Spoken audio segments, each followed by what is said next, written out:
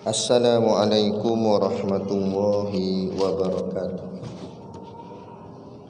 Ila hadrati sayyidina wa habibina wa syafi'ina Muhammadin sallallahu alaihi wasallam wa ila arwahi abaihi wa ikhwanihi minal anbiya'i wal mursalin salawatullahi wa salamuhu alaihi wa alaihim ajma'in wa ala ali kulli wa sahabati wal qarabati wa tabi'in wa tabi'it tabi'in bi ihsanin ila yaumiddin wa ila arwahi walidina wa muallimina wa zawil huquqi alaina ajma'in wa khususan ila hadrati Syekh Abu Abdullah Husain Nasir bin Muhammad Taib Al-Mas'udi Al-Banjari bisiril Fatihah. A'udzubillahi minasyaitonir rajim. Bismillahirrahmanirrahim. Alhamdulillahi rabbil alamin. Ar-Rahmanir Rahim. Maliki yaumiddin. Iyyaka na'budu wa iyyaka nasta'in. Ihdinas siratal mustaqim. Siratal ladzina an'amta 'alaihim ghairil maghdubi 'alaihim waladdallin.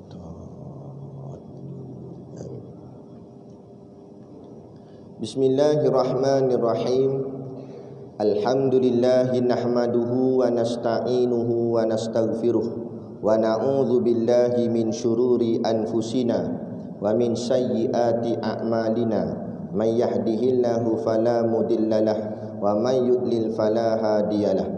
Asyhadu an la ilaha illallah wahdahu la syarikalah wa asyhadu anna sayyidana Muhammadan abduhu wa rasuluh.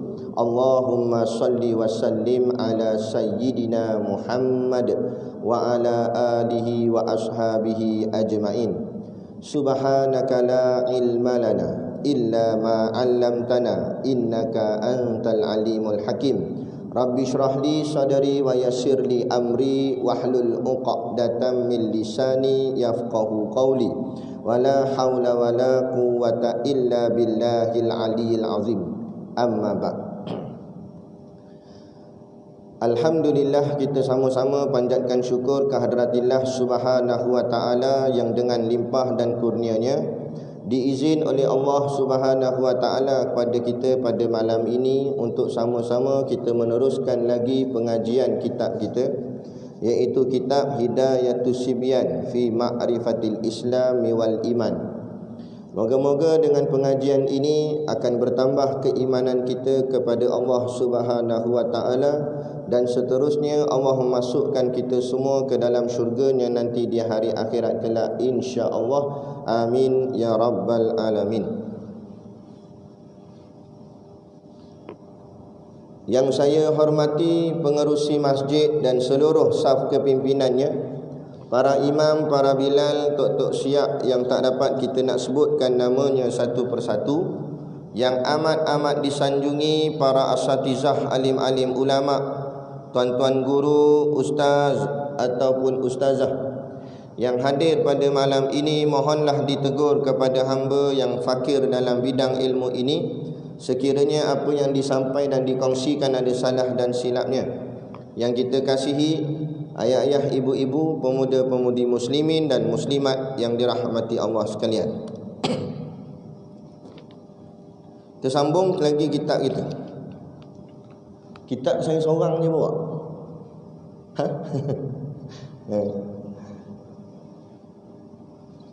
Sampai naik feri bawa kitab. Baik.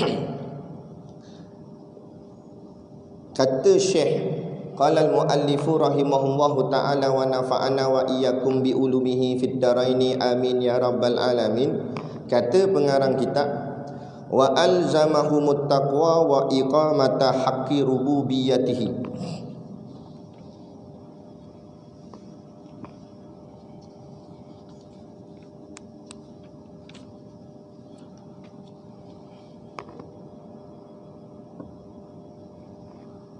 Baik, yang artinya wa alzamahumut taqwa wa iqamata haqqi rububiyyatihi, artinya dan melazim ia akan mereka itu takut akan dia dan mendiri akan hak rububiyahnya. Baik. kita sebelum ni bicara tentang makna takwa. Sebenarnya bulan lepas kalau tak silap, saya maklum saya tak ada dah sebab pergi umrah. Tapi kita pun semua sedia maklum, Arab Saudi sekat. Arab Saudi sekat dengan kata sampai bulan 9 baru nak buka balik. Tapi tak tahulah. Jadi itu yang tak dapat pergi tu. Tak pergi umrah, pergi sini kan. Jadi patutnya tawaf kat sana. Tak jadi tawaf sana, tawaf sini. Nampak? Tak apalah. Itu yang datang juga tu. Tapi saya lupa nak maklum. Ingatkan dah maklum, lupa belum. Baik. Jadi kita sambung kuliah kita yang sudah, iaitu kita bicara tentang makna takwa. Takwa ni kita sebut bulan lepas, takwa ni maknanya ada 3. Yang pertama makna takut, yang kedua makna taat, yang ketiga makna pelihara. Tiga-tiga berkait rapat dan tiga-tiga memang tepat dengan apa yang dimaknakan. Yang pertama sekali, takwa tu maknanya takut. Yang ni disebut oleh Imam Al-Ghazali dalam kitabnya Minhajul Abidin. Pertama sekali makna takwa tu takut. Lepas tu tok khatib kita, tok imam kita, dia baca khutbah, dia sebut ni ittaqullah. Artinya mana? Maknanya takutlah kamu kepada Allah. Nak ceritanya maksud apa? Nak ceritanya takut tu hanya kepada Allah, tidak kepada yang lain. Tapi bila hati ni tidak bulat keyakinan kepada Allah, itu yang menyebabkan takut dia bermacam-macam. Nak takut hantu satu hal, takut duit tak ada, takut miskin, takut itu, takut ini. Kebanyakannya takutnya itu berbalik kepada ketakutan duniawi, takut bahagian dunia. Sebab apa? Sebab dia tak nampak ukhrawi, dia tak nampak hal-hal akhirat dia. Sepatutnya hal akhirat yang lebih dia takutkan. Takut tak masuk syurga, takut kena azab dalam neraka. Yang tu patut kita kena takut. Takut tak dapat rahmat Allah, takut tak dapat kasih sayang Allah. Dan yang tu kita tidak menjadi risau. Yang kita lebih risau, takut duit kita tak ada. Takut ekonomi, takut itu, takut ini. Sebab apa? Sebab dalam hati kecintaan dunia lebih daripada kecintaan akhirat. Yang ni yang Nabi kata, yang doktor kata penyakit Wuhan, coronavirus COVID-19. Tapi yang Nabi kata Wuhan, bunyi lebih kurang. Satu sebut Wuhan, satu sebut Wuhan. Wuhan doktor kata tu dah penyakit daripada Cina. Wuhan ni tak ada hadis, itu doktor kata. Tapi Wuhan ada hadis. Sahabat tanya ke Nabi, wamal wahnu ya Rasulullah, apa dia tu Wuhan? Wuhan tu apa dia? Maka jawab Nabi SAW, hubbud dunya wa karahiyatul maut. Cinta dunia dan takut mati. Itu penyakit umat akhir zaman. Satu, cinta dunia. Yang kedua, takut nak mati. Maksud takut mati ni, kita semua takut mati tak? Dengan saya pun takut mati. Tapi maksud takut mati sini, dia benci kepada kematian. Lepas tu disebut wa karahiyatul maut. Karaha artinya benci. Maknanya benci mati. Dia tak suka mati, dia tak nak mati. Kita ni nak ke tak nak, mati tetap akan mati. Bukanlah maksud kita nak mati tak, tapi bila mati mendatang, kita bersedia menghadapinya, kita reda akan ketentuan Allah. Tapi ada orang tak nak, dia nak lari daripada maut, cuba sedaya upaya. Sampai doktor tak apa lagi, pergi jumpa habis pawang-pawang, tok bomoh habis, jampi sarapah, moga-moga boleh sambung umur. Akhirnya rosak akidah dia. Sebab apa? Inilah sebab hatinya cinta dunia dan benci kepada kematian. Ini penyakit lebih bahaya daripada Wuhan. Wuhan tu tak apa coronavirus, bukan tak apa macam mana, bukan kita reda. Taklah kita pun tak reda, gak takut gak kita. Tapi nak ceritanya, makna kata kalau terkenalah penyakit coronavirus tu, Nak jasad mati, tumbang, gup jatuh. Tetapi mungkin insya-Allah hati tak mati. Iman dia tak mati. Nah, iman dia okey, balik jumpa Allah, ada akidah. Ditanya oleh malaikat munkar nakir, "Man rabbuka?" Siapa Tuhan kamu? Boleh jawab, "Allahu Rabbi." Tapi ada orang jasad sihat, dia tak kena coronavirus, tetapi dia terkena penyakit wahan, akhirnya hati dia mati. Nah, iman dia mati. Walaupun jasad segar bugar, jasad hidup sihat, boleh berjalan, boleh pergi mana boleh. Nah, tetapi hati mati, iman mati, maka yang ni lebih parah. Bila iman mati, tak ada guna dalam mati, esok masuk dalam neraka selama-lamanya. Orang kena penyakit coronavirus tadi, tapi iman ada, mati kat dia. Nah, tapi iman ada, mati dia masuk syurga insya-Allah. Sebab apa? Sebab mati dalam keadaan ada iman. Ada orang dalam hidup iman mati dah. Ini sebab apa? Sebab penyakit rohani. Sebab tu kita kata, ulama ajar kita, penyakit rohani lebih bahaya daripada penyakit jasmani. Tapi kita lebih jaga penyakit jasmani berbanding penyakit rohani. Itu masalah. Nak demam sikit, bau batuk 3 kali, pergi bergegah, pacak motor terus, pergi klinik. Nah, tapi hati busuk, tak baca Quran, kat sebulan dah tak baca Quran, tak rasa apa-apa pun. Apa jadi gitu? Padahal hati dah rosak. Bila tak rasa, tak ada teringin nak baca Quran, makna hati dah rosak. Mayang jemaah tinggal tak datang. Semayang kat rumah pun cak alik bot. Kadang-kadang semayang, kadang-kadang tak semayang. Tak rasa apa-apa. Subuh kat pukul 7 lebih, mayang subuh, tak rasa apa-apa. Sebab apa? Hati rosak. Nah, jasad rosak, kelang kabut pergi cari doktor. Makan pil, doktor kata makan 2 biji. Dia salah dengar, 2 papan dia bantai. Berbuih terus mulut. Nak elok tak hati lagi mati. Nak ceritanya bab jasad jaga sungguh. Kalang kabut lah jaga jasad. Temperature naik 1 darjah ya. Nak kelang kabut dah. Hui, panas ni. Kelang kabut dah. Nak, tapi hati dia rosak, tak rasa apa-apa, semayang tinggal, apa tinggal, ibadat tinggal, tak rasa apa-apa. Kan? Sebab apa? Sebab ia barang dalam. Nah, sebab imannya, hatinya sudah mati. Hati mati ni dia tak rasa lah. Ibarat contohnya Tok Guru kami, Tok Guru Siddiq Noh, dia buat contoh. Ada seorang ni dia jatuh motor lah, kata contoh. Dia jatuh motor. Jatuh motor tu, motor himpak atas tangan dia. Bila himpak bak gitu. Jadi jenis macam apa nama? Darah beku dalam. Nak kulit dia mati. Nak kulit mati. Akhirnya dia tanya kawan-kawan, macam mana nak buat ni? Kulit aku ni daging dia mati dah ni. Jatuh motor itu. Kawan-kawan kata, mu ambil ni batu, mu panah dengan api.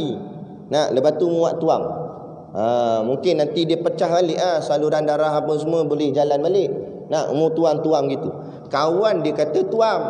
Dia ni jenis balok liat, jenis pemalas. Nah, akhirnya dia balik rumah. Dia kata, dia panggil bini dia.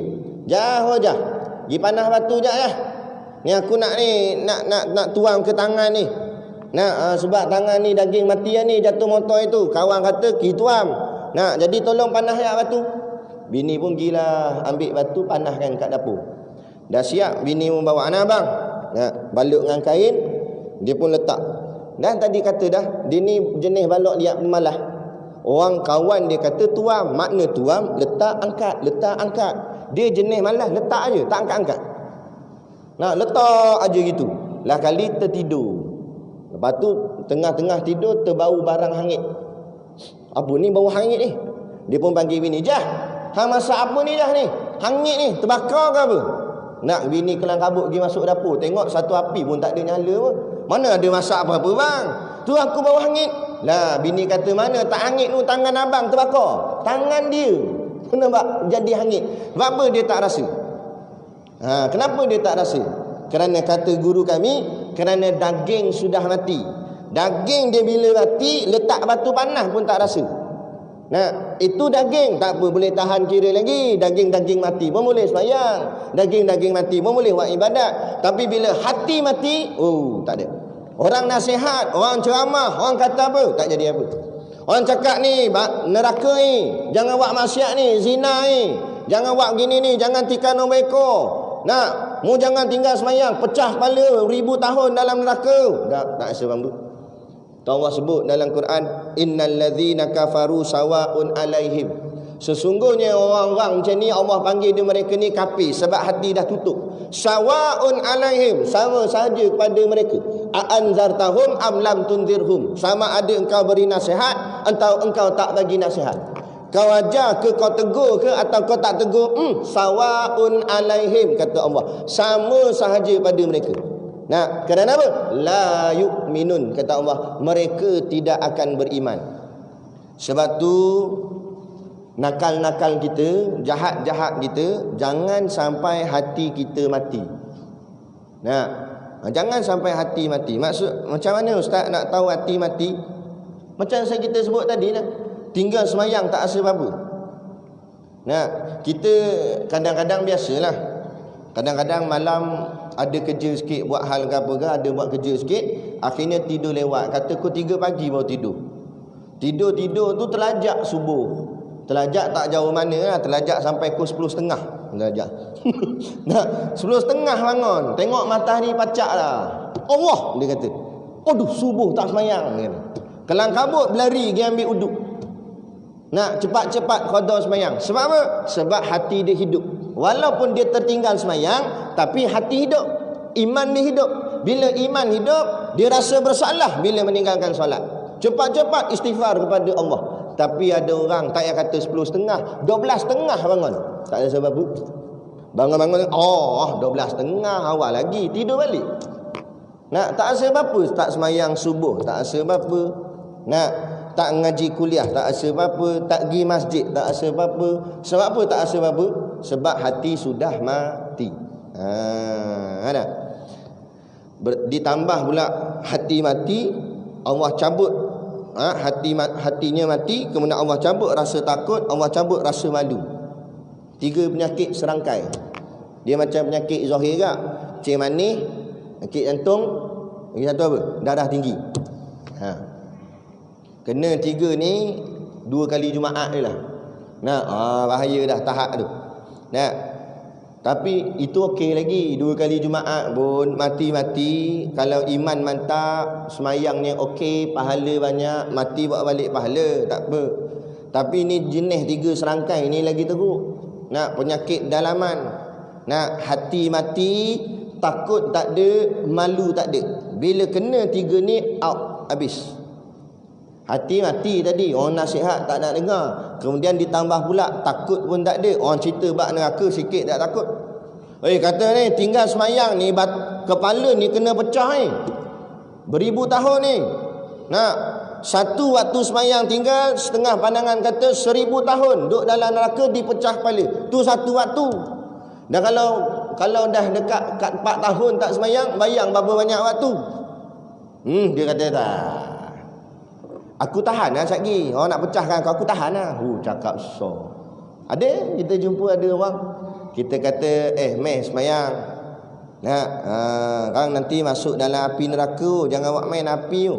Dia jawab dia, alah api pun, aku tuang air padam lah. Cakap besar. Mengingat api bakar sampah pun dia, nak tuang air. Nah, cakap besar. Jenis begini dalam peristiwa Isra' wal Mi'raj.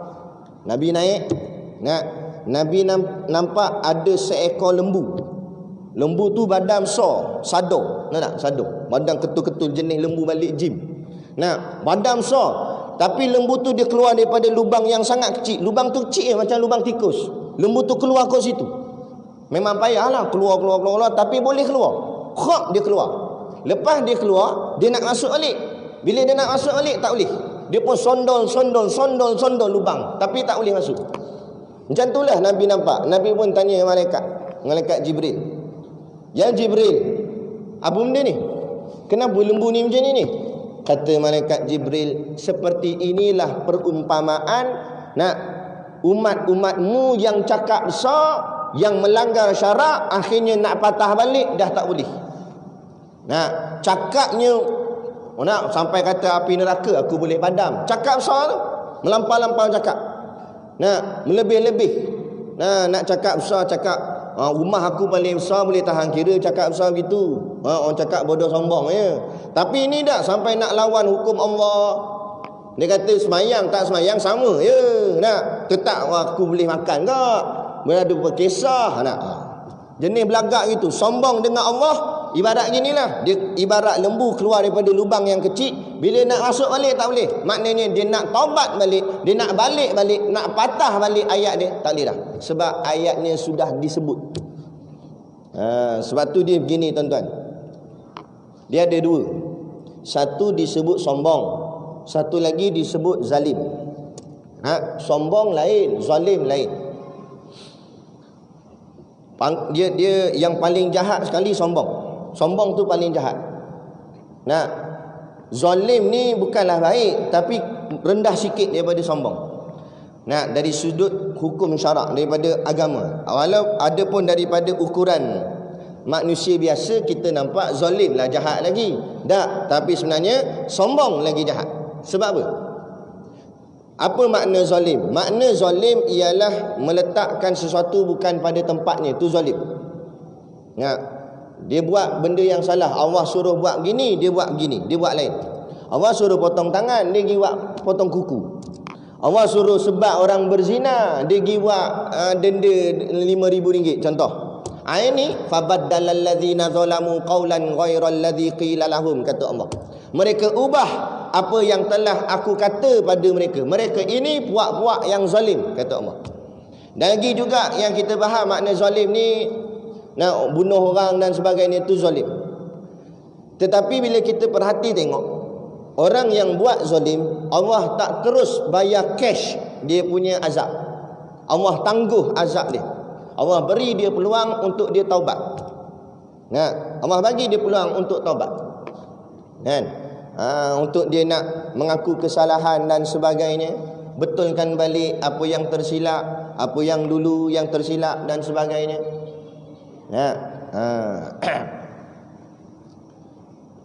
Sebab tu seingat saya lah, tak apa lah, nak kita cakap direct je lah. Kerajaan pun dah tukar. Seingat saya lah, kerajaan BN dulu, UMNO dulu, mereka ada pernah mengatakan bahawa bila kita cerita bab hudud dan sebagainya, dia kata belum sesuai, ataupun kita akan buat kajian dan sebagainya. Maknanya 50 tahun lebih merdeka, dia tangguh. Tapi dia buat benda lain. Mana? Berzina dia buat hukum lain, mencuri buat hukum lain. Jadi ini kita boleh kata sebagai zalim. Tetapi Allah tak terus hukum. Allah bagi peluang. Nak PAH tahun, PAH pilihan raya, masih lagi okey. Allah bagi peluang untuk nak taubat. Tapi yang kedua, sombong. Bila sombong, Allah bayar cash, lala tu juga azab turun. Dalil, tengok. Kerajaan India, sekarang ni kita dapat berita kerajaan India dia pergi bunuh. Nak bunuh umat-umat Islam kat sana. Allah belum turun azab lagi. Allah tangguhkan azab. Sebab apa? Sebab dia belum sombong. Dia baru zalim bunuh orang Islam dan sebagainya. Tapi main dengan kerajaan Cina, dia bunuh rakyat di Uyghur, orang Islam di Uyghur. Tapi masa dia bunuh, dia torture. Rupanya Uyghur ni bukan cerita baru. Cerita ni sama naik dengan Palestin, cuma kita tak dengar. Dia tutup berita. Jadi lama dah rakyat Muslim Uyghur kena seksa.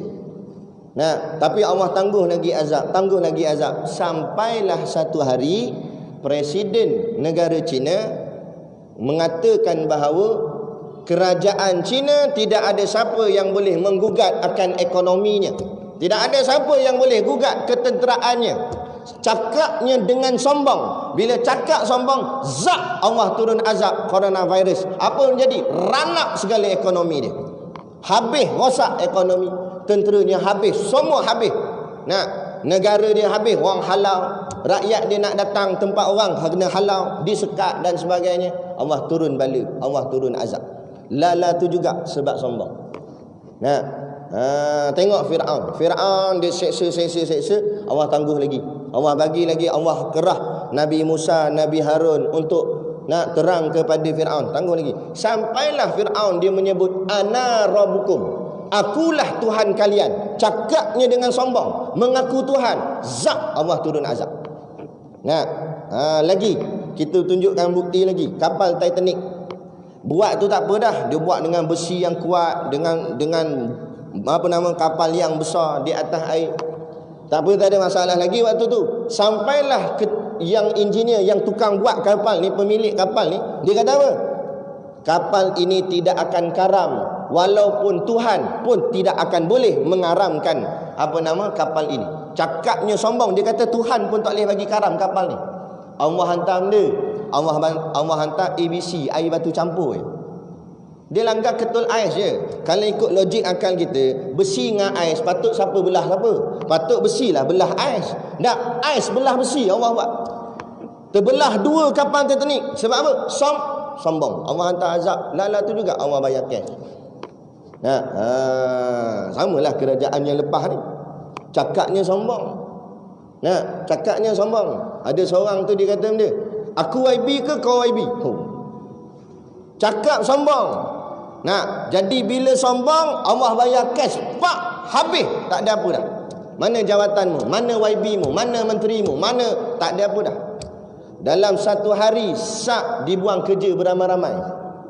Ambil habis barang-barang kat pejabat, bawa keluar. Sebab apa? Sebab tu kita ajar jangan sampai jadi sombong. Tu. Tapi kita kena ingat, zalim ni boleh jadi zalim ni pada ahli maksiat. Orang minum arak, tikar nombeko, main judi, itu zalim. Mungkin kita orang masjid yang datang semayang jemaah, ngaji kuliah, mungkin kita ni tak kena zalim. Mungkin lah tak kena zalim. Sebab kita tak ada pergi minum arak, tak main judi, tak buat benda-benda zina. Boleh jadi kita okey lah, tak kena zalim. Tapi jangan kita rasa selamat, kerana kita boleh terkena sombong. Kadang-kadang ahli maksiat buat zalim tapi tak sombong. Dia minum arak, bila orang tegur, apa ni minum arak ni, nak masuk neraka? Astaghfirullahalazim. Dia dengar nasihat, buang habis, lempar habis botol-botol arak. Insaf. Kan? Tengok-tengok kedai tu buat diskaun, beli pula dia. Tapi nak ceritanya, dia boleh tunduk. Tapi kadang-kadang orang yang mengerjakan taat, orang masjid dah, tapi kadang-kadang dia boleh jadi sombong. Macam mana sombong? Tadi budak-budak tahfiz kan ramai. Jadi dia pun semayang, dia angkat tangan takbir tu, dia buat lebih kurang. Angkat tinggi ni je, buat lebih kurang.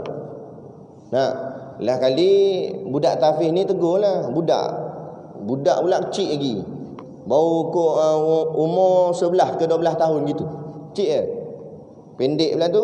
Budak tu pun tegur, Pakcik, saya belajar kat sekolah, ustaz ajar, bila nak takbir angkat tangan tu separah telinga. Pakcik angkat sini je. Tak betul tu pakcik. Budak ni tegur. Bila budak ni tegur jadi macam mana? Hei, hang pandai nak tegur aku hang tu budak lagi, hingusan lagi. Nampak? Sudah terlekat di dalam hatinya sombong. Bila sombong habislah. Setara mana? Setara iblis laknatullah. Allah perintahkan kepada iblis sujud kepada Adam. Aba wastakbara. Sombong dan engkar daripada nak sujud kepada Adam. Bila orang sombong, setaraf iblis. Sebab tu hati-hati.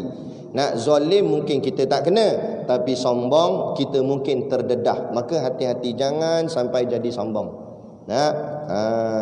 Salam orang, senyumlah salam. Tahulah pencen askar, tapi janganlah buat muka ketat gitu. Salam tu senyum kan. Tapi time ada orang jangan senyum. Jangan orang tak ada pun senyum kok. Dah jalan kat luar dah senyum lagi, tak ada seorang pun dia senyum tak. Tu gila namanya. Makna kata biarlah hidup kita ni nak berbaik-baik dengan semua orang, bermasyarakat. Jangan kita sombong. Kita nak sombong nak gimana tuan-tuan? Mati esok orang tolong usung, Orang tolong kapan, orang tolong mandi, orang tolong tanam, semuanya perkataan tolong. Dan kalau kita sombong sangat, kita sehebat sangat, siapa nak mandikan kita? Siapa nak kapankan kita? Siapa nak semayangkan kita? Siapa nak masukkan kita dalam lubang kubur? Nah, kita nak gah sangat, nak hebat sangat. Aku tak heran lah, dia kata. Aku tak ada siapa nak kawan aku pun aku tak kisah. Cakap masa hidup memanglah boleh kata tak kisah. Mati esok nak masuk di lubang kubur, masuk gitu. Mana boleh. Tak boleh. Nak. Sebab apa? Kena. Sebab tu hablum minallah, hablum minan nas. Jaga hubungan dengan Allah dan jaga hubungan sesama manusia. Jadi jangan sampai jadi sombong. Lepas tu kita nak terapkan dalam hati manusia hari ini, iaitu biarlah ada takut. Takut kepada Allah. Dan biar ada rasa malu. Hari ini punya masyarakat, dulu masyarakat dulu pun buat juga dosa. Bukanlah orang dulu semuanya bagus, warak, tak ada dosa sekeping pun, tak ada. Dah ada kat dosa. Zaman dulu pun ada orang minum arak. Zaman dulu pun ada orang main judi. Zaman dulu pun dedah aurat. Zaman 60-an, 70-an, lagilah jarang-jarang pakai tudung lagi waktu tu. Rambut ngembang-ngerbang gitu. Nyanyi lagu kugiran dekat kelab-kelab malam. Tapi walaupun begitu, pada waktu itu perkara-perkara maksiat masih lagi disorok-sorokkan. Kenapa? Kerana dalam hati ada rasa malu. Ada dulu orang minum arak. Orang Islam minum arak, tapi dia sorok. Malu gak nak minum arak depan orang ramai. Malu. Ada gak orang tak semayang zaman dulu, tapi dia nyorok lah. Malu duduk kat rumah diam-diam. Ni punya masyarakat, malu tu Allah cabut dah. Wal haya'u syu'batun minal iman. Dan malu tu sebahagian daripada iman. Allah ambil malu dah, tak ada dah. Imannya kurang. Tak ada rasa malu. Malu tak malu ni? Tengah waktu maghrib, pergi lepak, pergi kedai makan. Patut kurang-kurang kita tengok, kan azan maghrib ni segan lah. Kalau kita tak semayang pun, kita duduk dalam sikit. Segan lah. Orang lalu lalang duduk tengok, maghrib-maghrib duduk kat kedai makan lagi. Biar ada rasa malu kat sikit. Ni tak ada malu, relax. Duduk daripada maghrib sampai ke isyak, tak semayang lalu. Main dam haji. Haji tak pernah pergi. Nombor empuk dengan papan haji tu. Ada kata. Habis jadi sebab apa ni? Sebab malu tu sudah ditanggalkan. Dah tak ada malu. Mana ada malu? Pakai seluar pendek, mana ada rasa malu? Kalau apek Cina tak apa, tak pelik dia kapir. Ini Melayu Islam, lamba dengan seluar pendek dia. Tak rasa malu. Kalau budak muda boleh tahan kira sebab budak muda lah. Biasa nakal-nakal sikit budak-budak muda ni kita tengok. Dak tua bangka lah, orang tua dah. Nak pimpin tangan anak bapak seluar pendek pegang tangan anak. Lepas tu kita nak doa anak kita jadi soleh. Nak soleh macam mana bapak seluar pendek? Ada habis. Nak jadi macam mana masyarakat hari ni? Ada. Bila orang tegur apa sebagainya, pandai dia kata, ustaz zaman sekarang berlagak Tuhan. Dialah nak tentu orang masuk syurga, masuk neraka. Tok kita jawab. Bukan kita berlagak Tuhan. Kita bagi tahu apa yang Tuhan kata dalam Quran. Mu nak baca Quran tak cari jumpa ayat. Ni kita mengaji dah ada ayat ni. Kita khabarlah. Kita kata Allah kata gini, Nabi kata gini, jangan buat gini, jangan buat gini. Kita tolong sampai je. Bukan kita tuduh orang ni syurga, orang ni neraka. Lainlah kalau ada ustaz tu dia jalan-jalan tepi pantai, dia tengok ni syurga, ni neraka, ni sikit lagi nak masuk. Tunjuk main tunjuknya, tu baru terajang ustaz tu bawa masuk dalam laut. Bukan kita main tunjuk ni syurga ni neraka. Dah bukan kita tentu-tentu. Kita khabar je. Orang yang tidak takut pada Allah habis. Makna kata nak cari manusia yang tak buat dosa langsung, mana ada itu nabi. Para nabi, para rasul ya maksum, mana ada dosa. Kita ada banyak dosa. Tok imam ada. Ustaz ada, tok guru pun ada dosa. Tak banyak sikit, tak sikit banyak, ada dosa masing-masing. Tetapi dengan sebab dosa tadi dia ada rasa takut. Dia ada rasa malu kepada Allah, maka dia taubat, minta ampun pada Allah. Itulah manusia yang normal, hamba Allah yang baik. Sebab tu Allah sebut innallaha yuhibbut tawabin. Sesungguhnya Allah sayang kepada orang yang bertaubat kepada Allah. Sebab Allah tahu mereka ni akan buat dosa. Jadi Allah sayang kalau mereka taubat. Apa makna taubat? Taubat asal perkataan taba. Taba tu maksudnya balik. Allah sayang pada orang yang balik-balik pada Allah. Tak apalah hang tersesat, hang tersalah arah, tapi hang patah balik cari Allah balik. Allah sayang. Yang ni dah lah salah jalan, patah, tak nak patah balik, sombong pula. Nah, dia orang luar, datang dari Kuala Lumpur masuk Bangkok. Nah, orang tanya nak pergi mana bang? Masjid ni lah Al-Badar, 1000 selawat. Nah, kawan orang yang tegur tu, brother yang tegur tu orang Bangkok. Brother tu pun kata jalan ni bang. Hei, bukan jalan ni, jalan sana. Dia pergi buat naik atas bukit sana. Nah, sana kata. Dak, sini saya orang kampung sini bang. Saya tahu lah masjid ni jalan sini. Dak sana. Hang mana reti hang bodoh. Sakit hati tak kita dengan orang macam ni? Hang dah lah orang luar, kita tunjuk jalan tak nak dengar. Tu sama lah macam sekarang. Nah, hang dah lah tak erti agama. Tak apalah. Nak hang tak belajar khusus dalam bab agama ni. Sebab hang sibuk ke belajar sains, matematik, sibuk ke keduniaan. Datang ustaz-ustaz yang mengaji agama, ngaji Quran, ngaji hadis, tolong betulkan. Kata jalan ni salah, tak boleh buat begini. Salah ni kena buat jalan, kena ikut macam ni. Ni Islam, kena ikut Quran, ikut hadis. Mana betul? Hang ngerti apa? Dia sawang balik ustaz, dia sawang balik ulama, dia sawang balik tok guru. Ani kata bodoh sombong. Nah, patut dah kalau kita tak erti, orang tolong tegur, kita kata terima kasih nah, tolong tunjukkan. Tak apalah. Dak jilawan balik. Nah, ni kata bila dah sampai ke tahap sombong, tak ada apa dah lah. Allah cabut hati dia, kosong. Dia takkan boleh patah balik dah. Nah, sebab tu Allah lambatkan lagi, dia semakin sesat. Dia jalan dah salah dah. Brother tu tadi kata jalan ni pergi masjid 1000 selawat. Tak, dia kata jalan ni, aku yakin jalan ni. Dia pun jalan. Allah buat dia jadi yakin dengan jalan tu. Rasa depan lagi kot ni, ada pokok-pokok ni depan lagi rasa. Dia pun depan lagi. Duk main pusing situ. Nah, tu kata jenis ini Allah akan biar dia sesat, makin sesat. Dia tak boleh patah balik. Sebab tu jangan sampai hati kita Allah khatam. Khatamallahu ala qulubihim. Allah tutup, Allah khatam, Allah pateri, kata ulama, hati seseorang itu. Nah, sampai dia tak boleh nampak dah. Nah, tak nampak dah yang mana betul, nak tak dengar dah yang mana betul, tak ada. Dia tak boleh nak tak nampak dah yang mana elok, mana tak elok, tak nampak. Dia tak nampak penyatuan umat Islam tu bagus, tak. Dia nampak biar bersama dengan kafir tu bagus. Dah habis jadi rosak. Dia tak nampak ulama serban atas kepala, tak. Dia nampaknya geng-geng kafir dia. Nak lagi sonok bersama kafir daripada bersama dengan alim ulama. Habis jadi rosak, menyimpang habis. Sebab apa? Tak boleh dah nak patah balik. Sebab tu jangan sampai sombong. Jangan sampai sombong. Macam mana pun kita tersilap, siapa pun yang tegur kita, terima seadanya. Biasalah kadang-kadang hati kita ni jenis lah orang lama otai, orang dah orang cakap dah berumur, tiba-tiba budak tegur kita. Pakcik tak kena, pakcik semayang tu. Kalau hati kita rasa tak sedap pun, rasa nak marah kan, kita tarik nafas dulu. Lepas tu rembuh nafas pelan-pelan, keluarkan perkataan yang baik. Baiklah dik, terima kasih. Tak apa. Jangan nak ikutkan ego kita, nak ikut sombong kita. Pandai nak tegur orang. Habis maka lekatlah kesombongan dalam hati. Bila sombong, takut Allah tak selamatkan dah kita. Itu. Jadi inilah yang disebut oleh syekh, oleh ulama, wa alzamahumut taqwa, dan dilazimkanlah takut pada mereka itu. Lazimkan takut.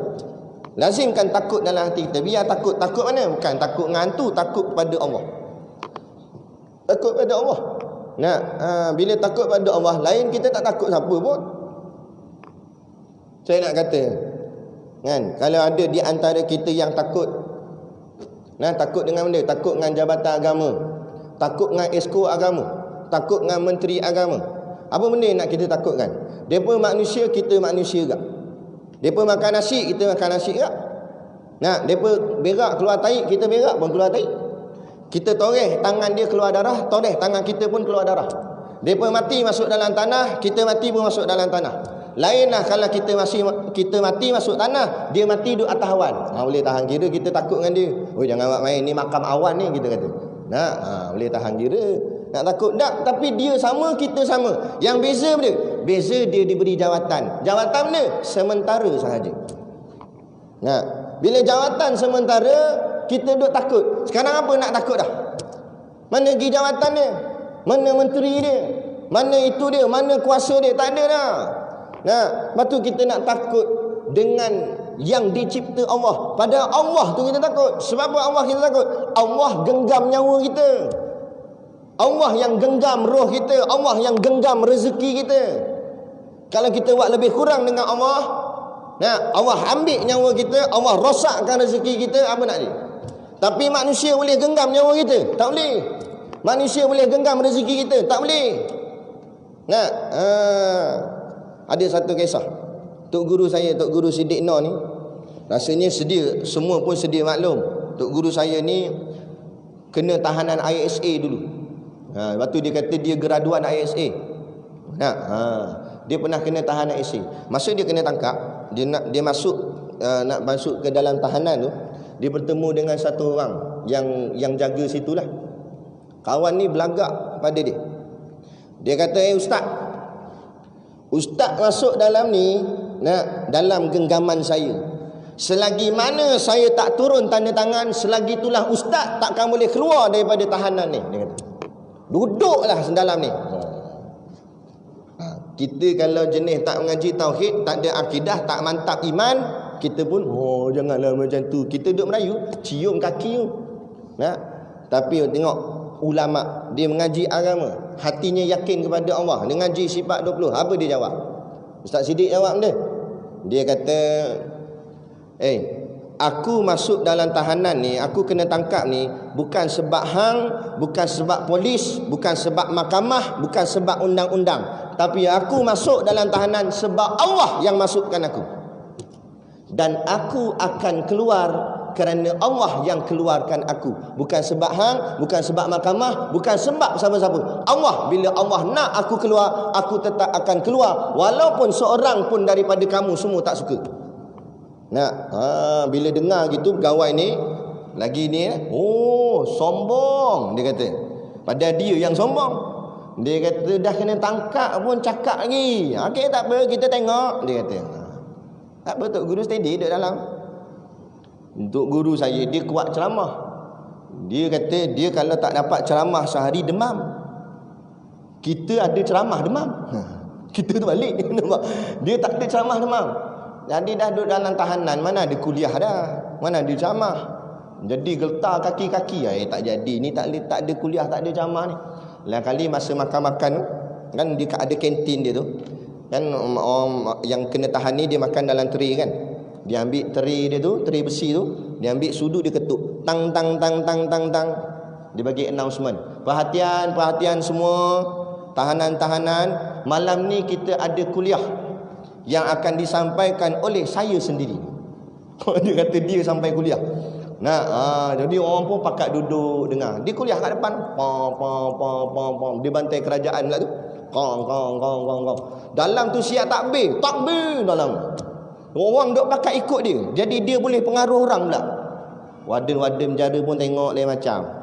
Dia kata tak boleh simpan lama-lama Siddiq ni, dia kata.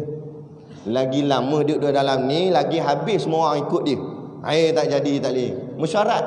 Mesyuarat keluar keputusan, kita bebaskan dia. Kita keluarkan dia. Duduk dalam ni habis.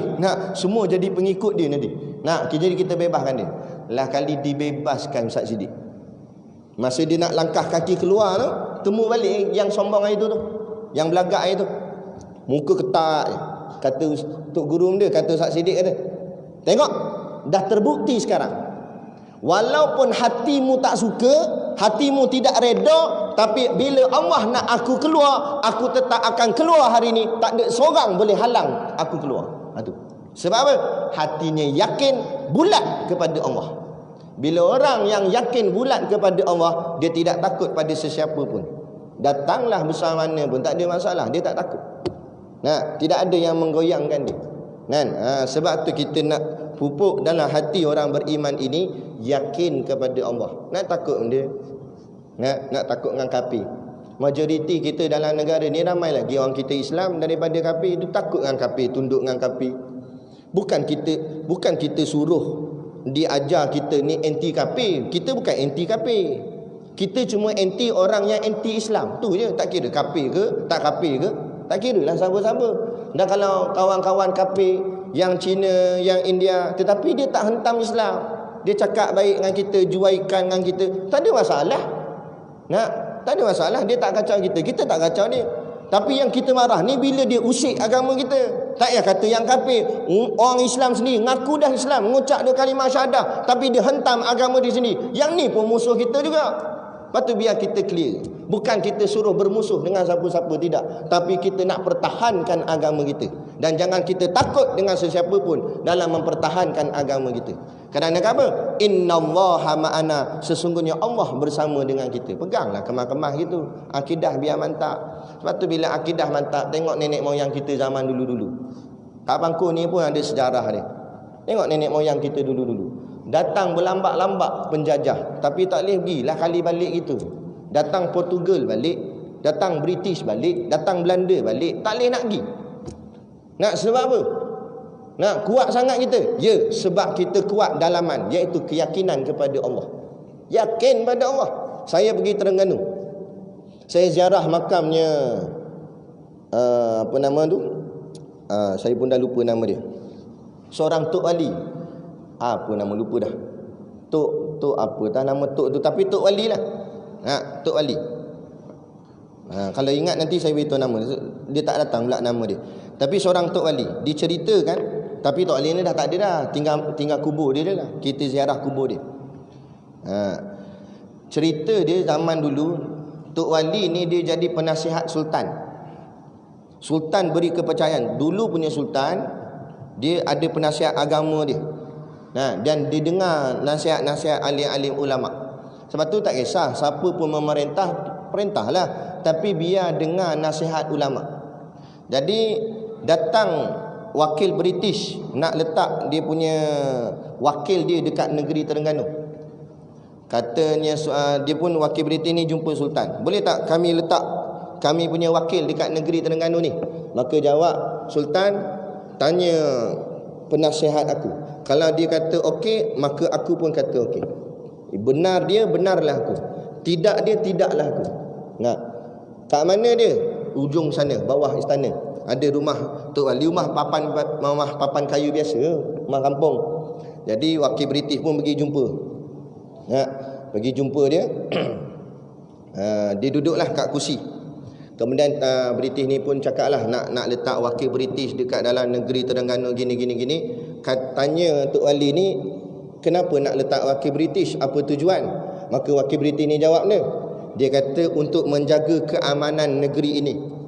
Apa jawab Tok Wali ni? Dia kata sebelum kamu datang sini kami sudah aman. Kerana yang menjaga keamanan kami Tuhan kami bernama Allah. Kami tak perlukan sesiapa pun untuk jaga, kerana kami cukup ada Allah untuk jaga kami. Kamu boleh pulang ke tempat kamu balik. Dia suruh balik. Marahnya British ni, sebab kena halau balik gitu je. Dia bangun tu, Allah buat karamah kursi dia melekat dengan punggung. Dia bangun tu dengan kursi-kursi melekat kat punggung. Lepas tu apa jawab Tok Ali ni? Dia kata, dalah negeriku mu nak ambil, kursi rumahku pun mu nak ambil juga. Marahnya British ni, dia tepuk kursi tu jatuh. Lepas tu dia jalan. Tapi walaupun musuh-musuh Islam tu beradab, dia teman British ni sampai kat jeti. Dia ikut nak hantar balik. Suruh British ni naik balik kapal dia. Sampai kat jeti dia teman. Sampai kat jeti tak apa, British ni pun naik kapal. Sampai di atas kapal, belayar jauh sikit, dia pun perintah di atas kapal. Dia kata, halakan meriam ke arah orang tua tu. Dia tunjuk Tok Ali. Tok Ali tu tengah duduk kat tepi tu. Dia kata, halakan meriam. Keangkuhan sombong dia pun hala. Akhirnya tentera dia pun halakan meriam ke arah Tok Ali ni. Tok Ali tu pakai serban. Tok Ali tu buat macam mana? Dia pun sengitkan kopiah dia. Dia sengitkan serban dia. Bila dia sengit serban dia, kapal British tu jadi sengit. Sengit belah kanan. Dia sengit belah kiri, kapal British sengit belah kiri. Habis tergolek-golek meriam. Kali-kali balik macam tu je. Sebab tu saya cakap, mujur dia jadi Tok Ali. Kalau saya jadi Tok Ali masa tu, saya tak main sengit kopiah dah. Saya buka kopiah, penyek-penyek je kopiah tu. Nak bagi hancur terus kapal dia. Nah, tu kata jangan buat main. Ulama itu kekasih Allah. Nah, nah. Sebab apa jadi boleh sampai ke karamah gitu? Sebab keyakinan yang mantap. Yakin kepada Allah. Hati berpaut pada Allah, bergantung pada Allah, bukan bergantung pada makhluk, bukan bergantung kepada manusia. Nah, ayat tu yang pertama, mana takwa itu takut. Mana takwa yang kedua, iaitu taat. Taat makna taat buat yang disuruh, tinggal yang dilarang. Tu taat. Nah, bukan yang disuruh pembuat, yang dilarang pembuat, tu bukan taat, tu tenat nama dia. Nah, yang disuruh buat enggak, semayang. Nah, tikam nombor kau, tikam juga. Tak jadi. Dia ambil nombor pelik kereta ustaz, dia ambil. Kata ni ustaz ni berkat lah, nombor pelik ustaz rasa kena rasa dia. Ada kau ajar dulu. Nah, ada kata bagus dah ikut ustaz, tapi dia ambil nombor pula, pakai nombor pelik kereta ustaz. Ada kata yang taat buat juga, maksiat buat juga. Tak boleh, itu bukan taat. Makna taat buat yang disuruh, tinggal yang dilarang. Tapi nak tinggal kadang-kadang terbuat juga, betul tak? Kadang-kadang kita tersilap juga, tersalah juga, terjuga buat dosa. Nama pun maka Allah maaf. Dengan syarat mutaubat semula. Ada orang budak muda dia datang jumpa saya. Nah, dia kata, ustaz, saya nak taubat, tapi bila saya taubat, tengok-tengok esok lusa saya buat balik benda tu. Saya buat balik benda maksiat tu. Saya salah juga. Jadi macam mana ustaz? Kadang-kadang saya nak putus asa rasa. Nah, saya taubat buat juga, taubat buat juga. Dia kata, macam mana ustaz? Ustaz boleh tak bagi tip kat saya? Bagi ayat apa-apa ke untuk saya boleh terus istiqamah? Saya kata, awak ni salah faham makna istiqamah. Bukan makna istiqamah hari ni kita buat jahat, lepas tu kita taubat, lepas tu sampai kiamat kita tak buat salah langsung. Tu bukan. Mana ada. Selagi mana kita tak mati, mesti kita ada buat silap, mesti kita ada buat dosa. Tapi makna istiqamah yang sebenar, bila kita salah, kita taubat. Bila salah, taubat. Salah, taubat. Salah, taubat. Istiqamah bertaubat kepada Allah. Itulah makna istiqamah. Nah, bukan salah, taubat, lepas tu tak buat salah dah sampai bila-bila. Mana ada gitu. Betul tak? Siapa sini dah taubat, lepas tu sampai lah tak pernah buat salah? Cuba bangun nak tengok muka. Ada? Seorang? Tak ada nak.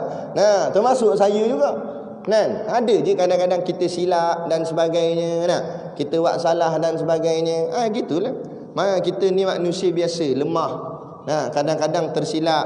Nah, kadang-kadang terpedaya dengan yang bukan-bukan dan sebagainya.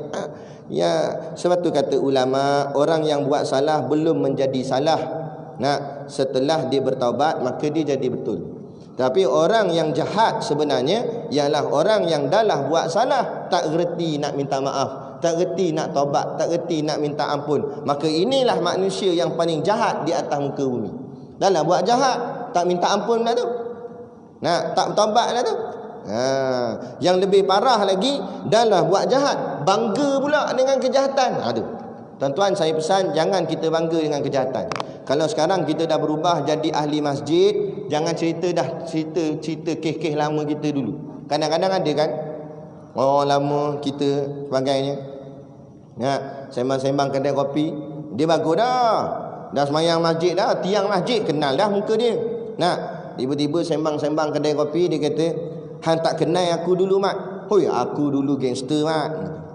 Aku dulu jentik telinga kanan, telinga kiri putus tu. Dahsyat dia kata. Dulu orang takut dengan aku. Aku terajang orang berapa banyak dah. Mati kat tangan aku ni berapa banyak dah. Tak payah ceritalah. Sebab itu perkara jahat kita. Buat apa kita nak bangga dengan jahat kita? Kan kita dah jadi baik kan? Kita dah jadi elok kan? Kita dah semayang dah kan? Jadi yang dulu-dulu kita pernah pukul orang jahat dan sebagainya, biarlah rahsia itu antara kita dengan Allah je. Dan kita rasa malu nak cerita kat orang. Kita tutup aib kita. Kerana Allah dah tolong tutup aib kita. Orang yang tak tutup aib dia, maka Allah takkan tutup dah aib dia. Allah biarkan aib dia habis nampak dia orang. Hari ni punya perangai masyarakat, semua benda nak viral. Semua benda nak rakam, nak sebagainya. Kalau benda baik tak apa. Ni benda yang bukan bangga tu. Cakap apa? Berwatakan wanita padahal dia lelaki. Bangga dengan ada dada, dengan baju ketat-ketat, tunjuk kat orang, tak rasa bersalah langsung, tak rasa malu. Ni kita kata benda ni ialah yang mengundang bala daripada Allah. Sebab tu Syekh Sudah kata baca kunut nazilah, sebab bala yang menimpa hari ni bukan hanya bala ke China, bala seluruh dunia kena. Dan lebih bala lagi sampai kita umat Islam pun tak boleh pergi buat umrah. Okey, Allah hantar ni coronavirus. Kita nak pergi jalan pun susah. Di Malaysia dah catat dah sekat 99 kes dah. Berapa banyak dah, makin meningkat. Bala tu Allah turun kat kita. Sebab apa ni? Sebab ada ahli maksiat yang tidak rasa takut dan tidak rasa bersalah dan tak ada rasa malu. Kemudian pula ada di kalangan ahli taat, alim-alim ulama mendiamkan kemungkaran. Benda salah tak tegur, benda salah tak ambil tindakan, buat senyap saja. Akhirnya Allah turun bala, semua sekali kena. Bila Allah turun bala, bukan ahli maksiat je kena, rumah tok imam kena, rumah tok syiak kena, rumah ustaz kena, rumah ulama semua kena. Habis Allah kena. Tuan-tuan tak nampak ke? Bala tak bala, kita tak boleh datang ke tanah suci. Itu kan tempat yang baik. Memang pada sisi zahirnya kita kata Arab Saudi yang sekat, tapi dari segi hakikat siapa yang sekat? Allah sekat. Allah sekat, kita tak boleh nak pergi. Tak bala kita ni, tak boleh nak ziarah Nabi kan. Tu. Lepas tu kita kena faham bala yang sebenar. Kadang-kadang kita salah faham makna bala. Bala ni sebenarnya bukanlah banjir, bukan rumah terbakar. Bala itu musibah, ujian Allah beri kat kita. Tapi bala yang sebenar, kita ada kemampuan untuk buat ibadat tapi tak boleh buat ibadat, tu adalah bala. Masjid kita besar, lawa, cantik, tapi jemaahnya tidak selawa semasjid ni. Bala lah tu sebenarnya. Negara kita majoriti umat Islam, tapi yang datang semayang sedikit sangat. Bala lah tu sebenarnya. Tapi kita tak nampak. Kita nampak rumah terbakar, bala. Dah, itu musibah. Allah boleh ganti yang lebih baik. Kadang-kadang lepas habis terbakar rumah, buat-buat kutik derma, habis dapat duit lah, bina rumah 2 kali besar daripada rumah yang terbakar dulu. Kadang-kadang jadi betul jadi macam tu kan. Nak dapat pampasan sana, pampasan sini. Tapi yang bala sebenarnya, kita sihat tapi tak boleh datang semayang jemaah. Kita ada kaki tapi tak boleh nak pergi masjid. Ada orang kaki tak ada. Saya ada orang hantar video kat WhatsApp, dia kaki sejak kecil tak ada, Allah buat dia tak ada kaki, sampai pinggang je badan dia, tapi tetap pergi masjid. Dia pergi masjid dengan cara berguling atas jalan ni. Tuan-tuan try balik, sekejap lagi balik mayang isyak ni, buat guling situ. Rasa macam mana? Pedih tangan-tangan, pedih muka-muka seret atas jalan. Tapi dia kerana Allah dia sanggup buat. Kita Allah bagi kaki tak boleh nak pergi masjid solat jemaah. Itulah bala sebenarnya kita kalau macam tu. Bukan bala rumah terbakar dah. Bukan anak mati bala. Kadang-kadang orang ganti anak lain pula, boleh, tak ada masalah. Kadang-kadang anak mati dia ingat bala, tak, kadang-kadang tak bala anak mati. Allah ganti pula, bukan anak, bini lain. Contoh. Ada anak. Tapi yang tak boleh semayang, duit banyak tak boleh derma. Bala tu sebenarnya, bukan kedekut bala. Sebab dia mampu buat ibadat tapi tak boleh nak buat. Itulah. Jadi kita renung, istighfarlah. Kata ulama, tahun ni Allah turunkan bala ke seluruh dunia, termasuk umat Islam yang taat pun kena. Jadi kita kena banyak-banyak istighfar. Apalah dosa yang kita buat, istighfar banyak-banyak, baca kunut nazilah, minta pertolongan daripada Allah. Moga-moga Allah angkatlah wabak ni balik. Selagi mana wabak ni berleluasa, selagi itulah hidup kita jadi merana, susah nak ke sana sini, nak pergi umrah disekat lagi, dan macam-macam hal lagi perkara yang tak mampu nak kita nak buat dan sebagainya. Jadi kita mintalah taubat sungguh-sungguh, hentikanlah segala maksiat, perkara-perkara yang bukan-bukan, benda-benda yang bukan-bukan, joget-joget, nyanyi-nyanyi, sudahlah. Nak lama mana lagi? Allah dah beri dah penangguhan. Allah sayangkan kita yang tidak sayang kepada Allah. Itu yang kedua, taat. Yang ketiga, yang terakhir, mana takwa ialah pelihara. Pelihara maknanya jaga bagi elok. Itu takwa. Dia ada 3 peringkat. Ada orang Islam, kemudian iman, kemudian takwa. Dia lain. Orang Islam dipanggil muslimin, Orang iman dipanggil mukminin, orang takwa dipanggil muttaqin. Beza semua tiga-tiga tu. Kadang-kadang ada orang di Islam tapi tak iman. Di Islam tapi iman tak ada. Macam mana tu Ustaz? Dia buat rukun Islam tu semua. Dia semayang, dia time orang puasa dia puasa. Dia ada tarawih pun datang. Dia paling dulu kali ambil makan bila lepas habis tarawih tu. Zakat dia bayar. Mana rukun Islam tu semua dia buat. Tapi bila kita kata patut orang mencuri ni potong tangan nak. Mana boleh potong tangan? Dia kata main potong tangan, zalim. Dia tak percaya ayat Quran. Bila tak percaya ayat Quran, makna tak ada iman. Walaupun dia semayang. Jadi orang gini, dia Islam tapi tak ada iman. Nampak? Ada orang pula, dia Islam ada, iman pun ada. Ni bagus. Ini sekurang-kurang kedudukan yang kita kena duduk. Kita jangan jadi orang Islamnya, jadilah orang Islam yang beriman. Kita buat semua rukun Islam, semayang apa semua kita buat, kemudian dalam hati tanamkan kita percaya sungguh pada Allah. Percaya apa Allah kata, percaya, yakin bak rezeki, jangan takut bak rezeki, yakin Allah yang jamin rezeki, yakin betul dalam hati ni. Moga-moga mati esok boleh masuk dalam syurga. Tapi itu baru tingkat yang sederhana. Ada tingkat makam yang lagi hebat. Duduk yang ketiga, al-muttaqin, dia jadi orang yang bertakwa. Macam mana takwa? Islam pun ada, iman pun ada, takwa pun ada.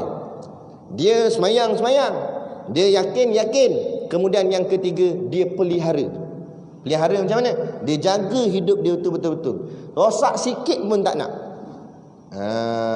Dalam masalah fuqaha, masalah fiqh, seseorang yang berniat nak buat jahat tidak dihukumkan dosa. Dalam hadis sebut, orang tu niat nak buat jahat tak kena dosa lagi, melainkan setelah dia buat. Tadi dia sampai masjid ni, dia nampak ada slipper mahal, dia nama Adidas.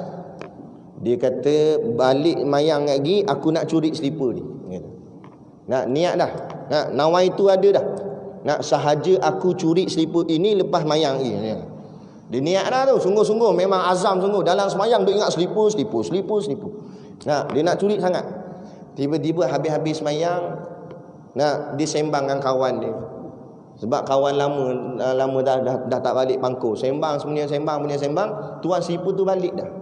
Dia gigi kat tu, alamak, tuan dia dah balik, tak dapat dah nak curi. Dia tak kena dosa, kata ulama. Tak kena dosa. Walaupun dia niat tadi betul-betul niat ni. Niat nak curi sangat dah ni. Azam sungguh-sungguh ni. Sampai wirid pun orang lain subhanallah, dia slipper. Sungguh-sungguh sangat, tapi dia tak buat, tak kena dosa. Sebab dia baru lintas di hati. Ada pun kalau kita nak buat benda baik, terniat di hati pun Allah dah bagi pahala. Malam ni kita balik rumah, kita niat esok pagi nak bangkit tahajud lah. Esok nak bangkit tahajud, nak baca, nak khatam Quran 30 juzuk esok pagi. Niat memang bagus. Niat dahsyat-dahsyat, siap. Esok nak buat solat sunat tasbih sekali apa semua. Hebat niat. Niat punya niat, tidur terbongkang. Akhirnya bangun ke apa? Tadi 10.30 pagi bangun. Maka kan jawab ulama, malam tadi dia niat nak tahajud, nak itu nak ini, Allah bagi dah pahala niat nama dia. Walaupun esok pagi dia tak kerjakan lagi, dia tak buat. Maknanya kalau esok pagi dia buat 2 kali pahala. Pertama dia niat nak buat benda baik, dapat pahala. Lepas tu dia buat, dapat pahala lagi, 2 kali pahala. Itu dari sudut fiqh. Jadi dari sudut tasawuf pula, ahli tasawuf kata betul lah, kalau kita niat nak buat jahat, Allah tak hukumkan dosa. Betul, Allah tak bagi dosa. Tetapi Allah tahu tak tahu isi hati kita? Allah tahu tak niat hati kita nak curi slipper tadi? Allah tahu tak? Allah tahu. Dah mu tak rasa malu ke? Tu tasawuf. Walaupun Allah tak hukum dosa, tapi bila Allah dah tahu niat hati dia tak baik, Allah cepat-cepat dia istighfar. Astaghfirullahaladzim. Dia malu kepada Allah. Walaupun Allah tak hukumkan lagi dosa, tapi niat hati dah niat nak buat jahat. Cepat-cepat dia tolak. Astaghfirullahaladzim. Ya Allah, aku malu. Engkau boleh baca hati aku. Aku nak buat benda tak elok. Astaghfirullahaladzim. Dia cepat-cepat. Faham? Jadi kalau ada kawan kita tiba-tiba duduk diam-diam, tiba-tiba istighfar. Astaghfirullahaladzim. Mana ada niat jahat lagi. Tu cerita. Maknanya gitu. Maknanya tasawuf ni dijaga dalaman. Itu makna takwa. Maknanya dipelihara. Jaga sungguh. Saya dulu khidmat dengan tok guru saya bawa dia, driver dia. Jadi kita berhenti ada satu masjid nak semayang, nak ambil uduk kat kolah tu. Lepas tu tok guru saya, dia buka kopiah dia, buka serban. Lepas tu dia pandang kanan, pandang kiri, dia tak tahu nak letak mana kopiah dia tu. Kebetulan sebelah kolah tu ada motor. Saya kata kat tok guru letak je lah atas seat motor tu. Tok guru tanya saya balik, motor hentar ke? Saya kata bukan motor saya. Nak betul pandai-pandai suruh letak atas motor orang. Kalau orang tu tak bagi apa jadi? Tak hukumnya haram. Sampai begitu jaga nak letak motor. Kita kepak terus side mirror orang sebab nak betul kopiah. Betul tak? Lepas tu kalau betulkan balik boleh tahan kira. Tak betul lah tu. Kawan tu cepat-cepat pas mayang nak balik sebab ada tamu datang rumah, tak pasang kepak dah side mirror. Lintah-lintah jalan tak pasang, ada lori belah belakang. Mati situ kawan tu. Okey, sebab side mirror kena kepak.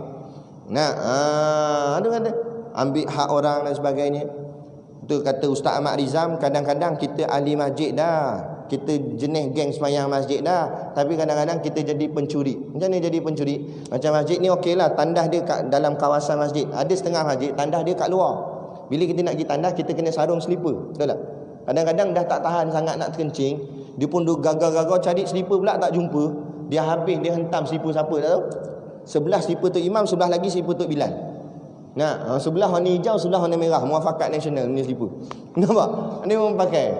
Steady dia pakai. Pakai dia lepas habis, lepas hajat dia letak alik slipper. Dia kata, saya tak curi Ustaz. Saya letak balik kan? Awak tak faham makna curi. Makna curi apa dia? Makna curi ambil tanpa minta izin. Curi lah tu. Masuk sarung slipper tu minta izin nak dekat tuan dia. Tak curi lah tu. Tapi saya pulang cerita lain. Tapi curi tetap curi. Nampak? Awak letak balik, memang awak letak balik, tapi masa awak pakai tu awak tak minta izin, dikira awak mencuri. Tak berat curi. Allah nampak tak nampak? Kalau awak ni ada rasa takut kepada Allah, awak lebih sanggup berjalan kaki, nak tanpa pakai slipper lebih sanggup kerana takut Allah murka, ambil slipper orang tanpa minta izin. Padahal slipper je. Ni dipanggil takwa. Halusnya dia. Padahal slipper je. Halus, dia jaga sungguh hati dia, jaga sungguh kepada Allah Ta'ala.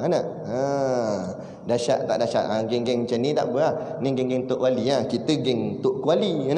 Habis 1000 orang bawa balik. Bukan sakat pergi tandas bawa balik terus. Jadi kita pelan-pelan cuba jadikan diri kita ni ada takwa dalam hati kita. Memanglah susah sikit, tapi pelan-pelan. Sebab tu dalam kitab ni Syekh kata wa alzamahumut taqwa, lazimkanlah kamu takwa. Kenapa disebut lazim? Makna lazim biasakan. Tahu kamu tak biasa, tapi cuba biasakan ada takwa dalam hati kita. Buat apa-apa pun hati-hati, tengok betul-betul, jangan ambil hak orang dan sebagainya. Buat bagi elok pelan-pelan. Wa iqamata haqqi rububiyah, dan mendirikan akan hak rububiyah, yakni hak ketuhanannya. Jadi kita berhenti situ dan kita akan sambung wassalatu wassalam. Kuliah yang akan datang.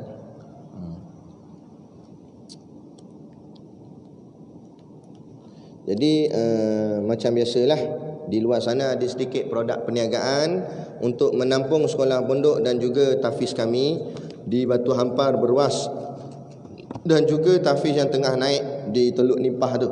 Jadi pakat-pakatlah tuan-tuan membeli sambil niat, sambil menderma. Kemudian yang keduanya, memang dah jadi tradisi kami di pondok, setiap kali bila tibanya bulan Rejab, Syakban dan Ramadan, 3 bulan berturut-turut ni budak-budak pondok dia orang akan puasa. Puasa Ramadan tu memang kena puasa lah tak? Tapi Rejab Syakban ni dia orang akan puasa juga. Kerana apa?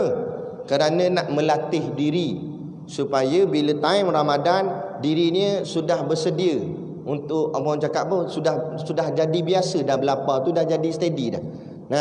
Macam kata tok guru kami, macam orang lumba lari lah. Takkan hari pertandingan baru nak lari. Itu yang krem kaki-kaki. Sama kat kita, takkan time Ramadan baru dandan, time tu baru nak puasa. Tu yang menyandar kat tiang, jap-jap tengok jam. Lah kali dia panggil bini dia, Jah. Jam ni mati rasanya, macam tak gerak je jarum ni. Bini kata, mana pula bukan jam tu yang nak mati, abang yang macam nak mati kata. Tengok jam, azan Zuhur disangka maghrib. Sebab apa? Dah tak pernah puasa, tiba-tiba tu puasa. Memang jam perut. Jadi kita latih. Start bulan Rejab ni kita pelan-pelan puasa, pelan-pelan puasa sampai Ramadan dia steady. Kalau menyandar pun menyandar time Rejab je lah menyandar. Masuk Syakban, boleh mencangkul dah, siap tanam pokok lagi. Time Ramadan siap main badminton. Tok Imam lawan Tok Bilal. Sampai orang kata, azan dah ni, jap smash. Nak smash dulu. Nampak? Makna steadynya sampai tak rasa lapar langsung. Kita nak gitu. Ini yang Tok Guru kami ajar. Jadi bila kami buat begini, puasa ni, maka pelajar-pelajar pondok kami bila nak buka puasa tu depa akan baca tahlil dulu. Sementara nak tunggu azan, depa baca tahlil. Jadi kami bawa borang, kami sediakan kalau ada siapa-siapa yang nak mentahlilkan arwah-arwah mereka, boleh ambil borang isi nama-nama arwah tu. Kan? Sebelah nama arwah tu dia ada tulis RM. Jangan buat-buat tak nampak pula. Ada RM situ. RM tu maknanya sumbangan. Sumbangan ni tak ada syarat, terpulang. Jadi ada yang tanya, Ustaz, satu arwah berapa ringgit? Tak ada berapa ringgit. Nak bagi-bagi, tak nak bagi sudah, tak ada masalah. Walaupun dia bubuh nama arwah tu penuh, sampai 10 arwah dia bubuh nama, bahagian RM dia bulat kosong, kosong dia tulis. Tak ada langsung bagi sumbangan, tak ada masalah, kami terima. Cuma kedekut pahit. Tu je. Tapi kami terima, tak ada masalah. Tak adalah kami buat hilang borang dia buat tak nampak. Tak nampak, kami baca juga insya-Allah. Jadi terpulanglah. Siapa nak letak nama arwah, kemudian nak derma berapa banyak pun terpulang. Duit sumbangan yang tuan-tuan bagi bukan kami nak ambil untung tak. Kami ambil duit tu dan kami beli barang juadah berbuka puasa untuk dijamu kepada pelajar pondok yang berpuasa ni. Tu saja. Kalau tuan-tuan bagi lebih, depa dapatlah makan lebih sikit. Dapat kurang, apa yang ada je lah. Gitu je lah. Tak ada untung apa pun, ambil gitu je. Jadi terpulanglah. Jadi kadang-kadang kita tak larat lah nak puasa sunat. Kadang-kadang kita ni tapi kita belanja orang yang berpuasa sunat. Kita belanja dia buka puasa. Kita akan dapat, kata ulama, kita akan dapat pahala sama macam pahala orang yang berpuasa. Tapi puasa sunat jangan Ramadan. Steady tak puasa. Tak apa, aku belanja makan orang puasa. Bengongmu. Ramadan mungkin kena puasa lah. Ni puasa sunat. Dia tak mampu puasa tapi dia belanja makan, dapat pahala macam orang berpuasa. Kena pula orang yang puasa tu orang ngaji pondok, hafal Quran, hafal hadis, ngaji kitab dan sebagainya. Moga-moga besar esok jadi ulama, jadi amal jariah pada kita. Walaupun kita mati dah, pahala kita tetap terus berjalan sampai bila-bila. Moga-moga begitu. Maka itulah jadi bekal kita nak bawa balik bertemu Allah nanti. Dan moga-moga dengan pahala itulah Allah masukkan kita ke dalam syurganya nanti. Jadi sekadar itulah pada malam ni. Saya mohon maaf sekiranya terkasar bahasa atau mengguris hati mana-mana pihak. Apapun yang kita sampaikan ini untuk kita nak memahamkan orang umat Islam kita ni kepada Islam yang sebenar. Baliklah kita kepada Islam. Tak kiralah apa warna parti kita, apa kedudukan kita, back to the Islam. Balik kepada Islam, ikut cara Islam. Dengan Islam kita akan jadi kuat, dengan Islam kita akan jadi mantap, dengan Islam kita akan hidup dengan tenang. Allah akan pulihkan ekonomi kita, Allah akan bantu gerak kerja kita dan sebagainya. Hidup kita jadi harmoni, negara kita jadi aman damai insya-Allah. Jadi sekadar tu pada malam ni. Sekali lagi saya mohon maaf sekiranya terkasar bahasa, mengguris hati mana-mana pihak dan terlajak sedikit masa. Jadi sekadar tu, wabillahi taufik wal hidayah. Wassalamualaikum warahmatullahi wabarakatuh. A'udzu billahi minasyaitonir rajim. Bismillahirrahmanirrahim. Alhamdulillahirabbil alamin wassalatu wassalamu ala asyrafil anbiya'i wal mursalin sayyidina Muhammad wa ala alihi washabihi ajmain. Allahumma taqabbal minna salatana wa du'aana innaka antas samiul alim wa tub alaina innaka antat tawwabur rahim. Allahumma ja'al dinana dinan nabiy Muhammadin sallallahu alaihi wasallam wa islamana islamal muslimin wa imanana imanal mu'minin wa salatana salatal khashiin wa a'malana a'malas salihin wa niyatana niyatal mukhlisin wa dhunubana ya Allah dhunubal mustaghfirin wa hayatana hayatal ulama wa mautana bimauti syuhada wa adkhilal jannata ma'al anbiya'i alaihimus salatu wassalam. Rabbana atina fid dunya hasanah wa fil akhirati hasanah wa qina azabannar wa qina azabannar wa qina azabannar.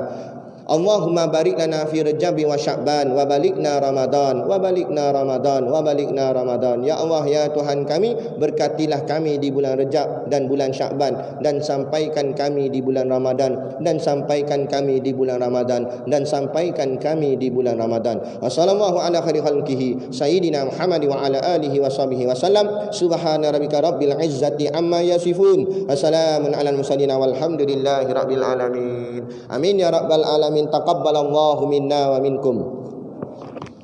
Takbir.